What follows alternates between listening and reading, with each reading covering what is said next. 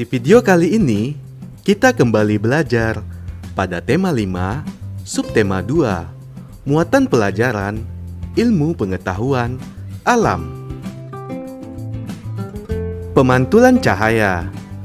Saat mengenai benda bening, cahaya dapat menembus dan dapat diteruskan. Namun, jika cahaya mengenai benda gelap, cahaya akan dipantulkan kembali. Pantulan cahaya dari suatu benda masuk ke dalam mata, sehingga kita dapat melihat benda tersebut.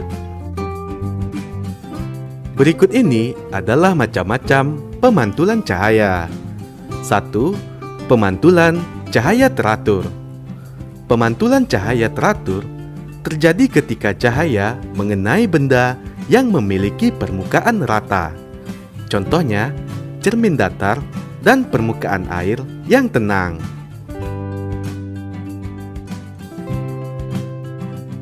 Yang kedua, pemantulan cahaya tidak teratur.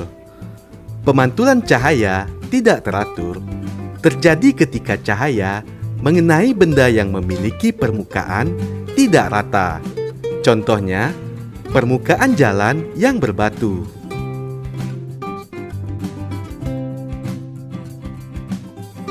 Ayo perhatikan contoh pemantulan cahaya teratur ini.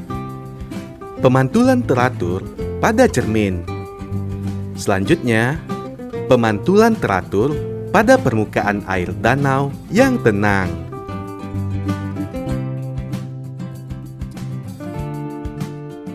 Contoh pemantulan cahaya tidak teratur.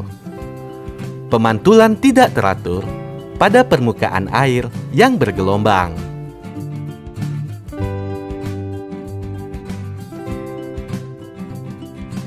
Alat optik. 1. Lup. Lup terbuat dari sebuah lensa cembung.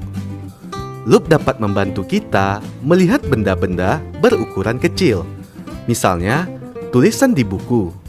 Akan tetapi, perbesaran yang dilakukan lup terbatas. Dalam memperbesar suatu benda, lup menerapkan salah satu sifat cahaya, yaitu dapat dibiaskan. Benda yang dilihat dengan bantuan lup akan tampak lebih besar. 2. Kacamata. Lensa kacamata terbuat dari lensa cekung atau cembung. Salah satu sifat lensa adalah dapat membelokkan cahaya. Cara kerja kacamata yaitu cahaya dari luar menembus lensa bening, lalu dibelokkan ke retina mata, sehingga kita dapat melihat benda lebih jelas. 3. Mikroskop. Mikroskop adalah alat yang digunakan untuk melihat benda yang tidak kasat mata, misalnya bakteri dan jamur.